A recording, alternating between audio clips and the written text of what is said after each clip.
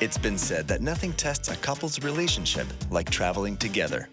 Meet Jody and Susie Milhali, who learned this the hard way on their first romantic holiday to Varadero, Cuba. It's a bad trip we call You're Never Really Alone. We went to Cuba in December 2011. We were there for a week. I had not taken a vacation in 3 years, so I had never been to Cuba, heard great things about Cuba. To guarantee their time together is memorable, the couple buys an all-inclusive package with a luxury hotel. I had big expectations for the trip. I was really excited. I was going away with my boyfriend for the first time, spend a week on the beach, spend a week in a glorious hotel, maybe take a day trip somewhere while we're there, and just be together in luxury. It seemed all too good to be true, and I didn't sleep a wink, and I couldn't tell you how excited I was. Finally, the big day arrives, but at the moment their plane lands, the lovebirds aren't in such a loving mood. We were promised a 4-star, 5-star hotel. Like 4.5, maybe. 4.5? Yeah, I was expecting quite luxurious. It's not what we got. No. We walked into the lobby to a rotting, decrepit, unsightly place. Oh my God. Oh my God. We arrived in a room I can only describe as a scene from CSI. Indistinguishable red stains on the sheets, on the drapes. The toilet didn't have a toilet seat. The walls were moldy. The floors were dirty. I am a clean freak. I like everything nice and neat. And I go to a hotel expecting nice, clean sheets, plush bed, maybe slight expectation to have a toilet seat on the toilet, just little things. That's a little stretch. Toilet seats. Little things. So we went to complain, only to be told that it was going to be another 24 hours before we can switch rooms. So we spent 2 nights in this room. Even though their week gets off to a rocky start, how much worse can it get? You were so excited for breakfast. I was so excited for breakfast. It was such a disappointment. Such a disappointment.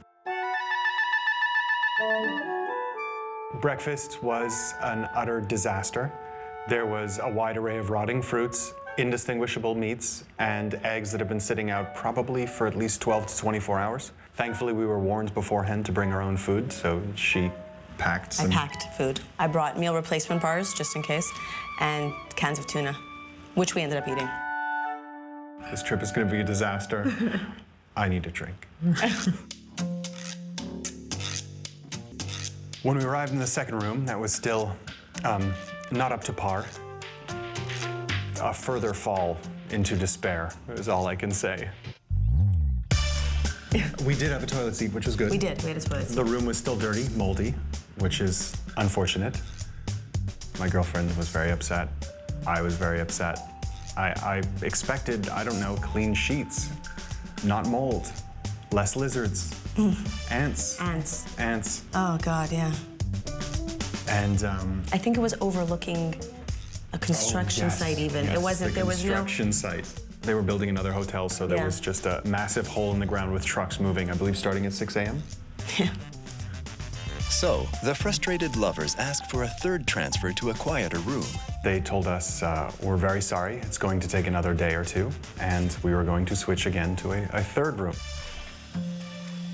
After a while, we realized we were not the only people having problems in this hotel. We were conversing with another couple who were just as disappointed, and they were telling us that they had rats chew through their luggage to get at the food that they brought as well. They offered us a third room, and they brought us into the third room, which was finally up to the 4.5-star standards, which we were promised. This was exactly what we anticipated the first time, not 4 days into the trip. With their troubles finally behind them, they are now ready to savor the wonders of Cuba. The hotel offered us, not as an apology, but, you know, we have all these trips. We really recommend the Jeep Safari. Which we took. To which I will not recommend to anyone, ever. We thought it sounded really good. It was going to take us through the jungles, the cities. We were going to get to see what Cuba looks like rather than just the beach itself. We were expecting to see the real Cuba that they don't show you in pictures or brochures. So we got into the Jeep tour and we started driving down the destroyed roads war-torn countryside, impoverished village after impoverished village. It was literally little children standing at the side of the road begging, and my heart was breaking for these poor children standing around. At one point, one of the people we were on the tour with and one of the other cars got robbed, and the tour guide left us on the side of the road while they went to the police station, and he never told us what was going on. So for 2 hours, we stood on the side of the road in a very, very, very shady part of town. I almost made a little bit of, pee-pee in my pants at that point. I was very scared. Right after that stop, there was probably a 45-minute drive or an hour drive back to the Jeep location. And just as we were doing that, I guess all the bumps in the road, the canvas roof where it connected in the front popped off. And the driver and I had to hold on to it as it was raining. And you were driving standard. And he was driving standard, so he had to shift, grab the thing, shift, grab the thing, and it was an utter disaster. Disaster. Absolute disaster. We realized that we were leaving the next day, so we just took out our tickets just to double check the times and everything. We misread the tickets somehow, only to realize that we were leaving Cuba at 10 p.m. and arriving in Canada only at 3 a.m. or something. So we were going to be flying through New Year's Eve. This was our first New Year's Eve together as a couple. Such a disappointment that we would be in the air on New Year's Eve.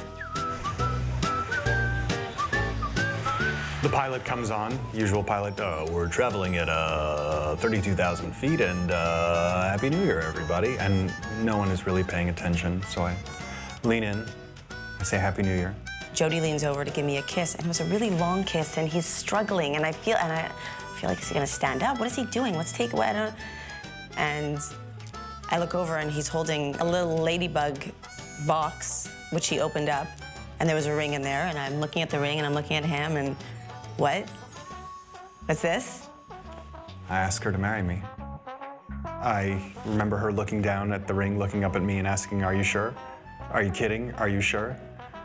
And I just stared blankly at her, terrified, because we had 2.5 hours left. I was shocked. And then she smiled and said, oh, I have to answer you, don't I? And I said, yes, please. After the nightmarish trip that we had, I wouldn't be surprised if she said no.